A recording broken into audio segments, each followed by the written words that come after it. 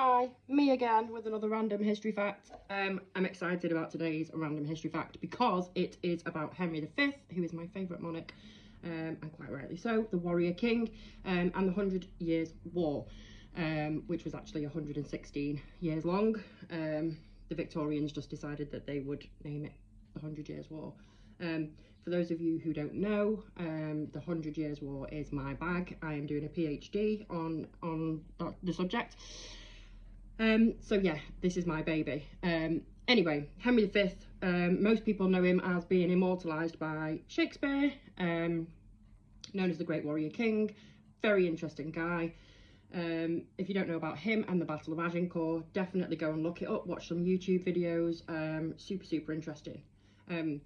But my random history fact about him today is that no one actually knows when he was born, which is quite spectacular considering he was a king. You would think that kind of thing would be recorded. So it's believed that he may have been born on the 9th of August 1387, but it's also believed that he may have been born on the 16th of September 1386. Now, this is because before the Battle of Agincourt, Henry V decided to have a horoscope commissioned, and later findings of this horoscope had this date, the 16th of September 1386, had this date as being his date of birth. However, it turns out that the person who was commissioned to create this horoscope was possibly a spy and was tried as such in Paris. So it's likely that the whole horoscope thing was just an excuse for him to get close to Henry V and get some goss, I guess. So it can't be, you know, it's not a reliable source for this date of birth. So yeah, Henry V, great warrior king. Don't know when he was born. Okay, another interesting fact.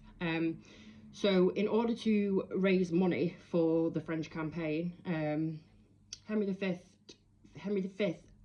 didn't use taxes, didn't raise taxes as such. He used to loan money, and he contacted individuals and towns to borrow money for this campaign. War is expensive. War was very expensive.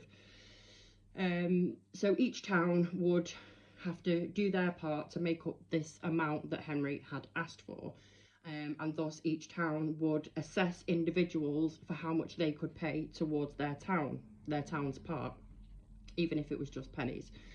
And then the crown would give jewels and really important things to secure that loan. But the interesting fact here is that one Sir Richard Whittington loaned a quite considerable sum of money to Henry V and the English army. And yes, that is the Dick Whittington that is in all of the pantos and such that our children watch.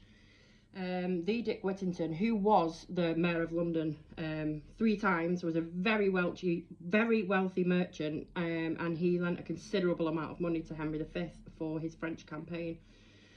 So just a little not very well known fact is that the Dick Whittington helped fund the English army during the 100 Years' War.